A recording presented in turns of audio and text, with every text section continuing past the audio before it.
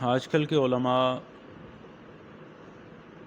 لوگوں کو کہتے ہیں کہ قرآن مجید کو نہ پڑھیں کیونکہ قرآن مجید جو ہے وہ عربی زبان میں اترا ہے اور آپ لوگ عربی زبان کو نہیں سمجھتے، عربی زبان کی گرامر کو نہیں سمجھتے، عربی زبان کی گردانوں کو نہیں سمجھتے، لہٰذا آپ جو ہے اس سے گمراہ ہو جائیں گے۔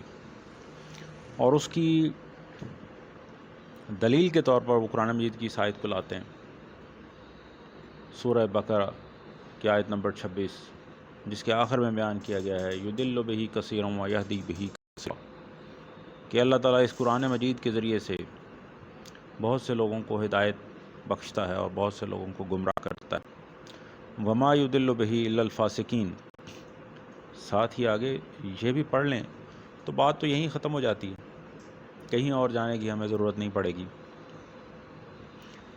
ساتھ ہی آگے لکھا ہوا ہے اسی آیت کے اندر کہ اور اللہ نہیں گمراہ کرتا اس کے ذریعے سے مگر فاسقوں کو، جو لوگ فاسق ہیں تو صرف وہی گمراہ ہوں گے۔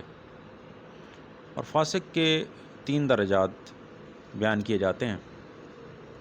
ایک درجہ تو وہ ہے جو بندہ گناہ میں مبتلا ہو جائے اور اس سے بچنے کی پرواہ نہ کرے۔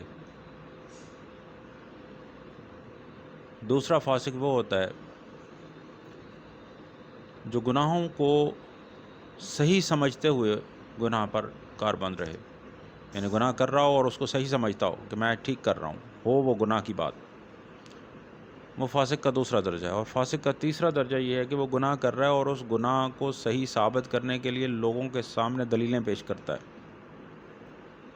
وہ فاسق کا تیسرا درجہ ہے۔ اللہ تعالیٰ فرما رہا ہے کہ ما یضل بہ الا الفاسقین، فاسقوں کے علاوہ کسی کو اللہ تعالیٰ گمراہ نہیں کرتا اس کے ذریعے سے۔ چلیں، اگر یہاں پہ بھی آپ کو بات واضح نہیں ہوئی تو اسی سورہ بقرہ کے شروع میں چلتے ہیں۔ سورہ بقرہ کے شروع میں الف لام میم کے بعد اللہ تعالیٰ کیا فرماتا ہے؟ اللہ تعالیٰ فرماتا ہے ذالک الکتاب لا ریب فیہ ھدی للمتقین، یہ وہ کتاب ہے کہ جس میں کسی شک و شبہ کی کوئی گنجائش ہی نہیں ہے اور اس میں پرہیزگاروں کے لیے ہدایت ہے۔ وہاں پہ بیان کیا گیا کہ گمراہی ہے فاسقوں کے لیے، اور یہاں پہ بیان کیا گیا کہ ہدایت ہے متقین کے لیے۔ اب متقی کون ہوتا ہے؟ متقی وہ ہوتا ہے جس کو اللہ تعالیٰ کا ڈر ہو، جو اللہ تعالیٰ کے سامنے کھڑا ہونے سے ڈرا۔ تو اللہ تعالیٰ فرماتا ہے کہ جو اللہ تعالیٰ کے سامنے کھڑا ہونے سے ڈرا اس کے لیے 2 جنتیں ہیں۔ تو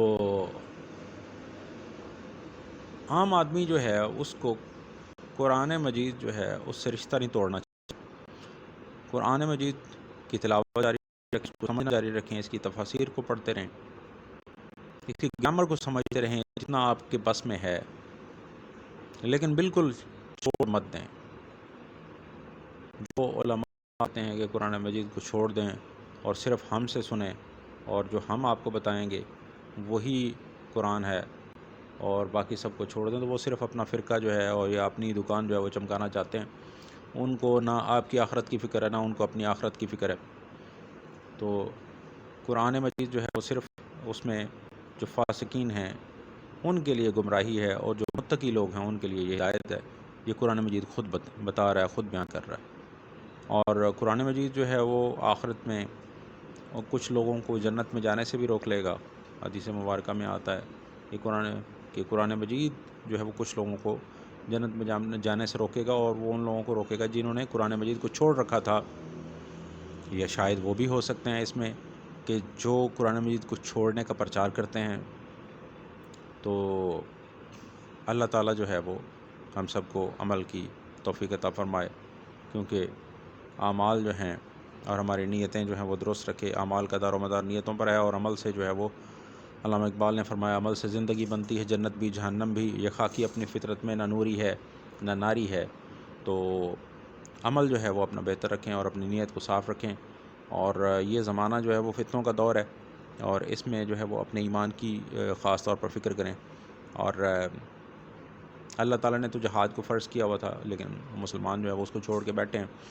کتبہ علیکم الصیام جو ہے وہ سب کو یاد ہے، روزے نمازیں جو ہے وہ لوگوں کو یاد ہیں، لیکن کتب علیکم القتال بھی ہے، اللہ تعالیٰ نے جہاد بھی فرض کر رکھا ہے، اس کا کسی کو یاد نہیں۔ بہرحال اللہ جس کو توفیق دے۔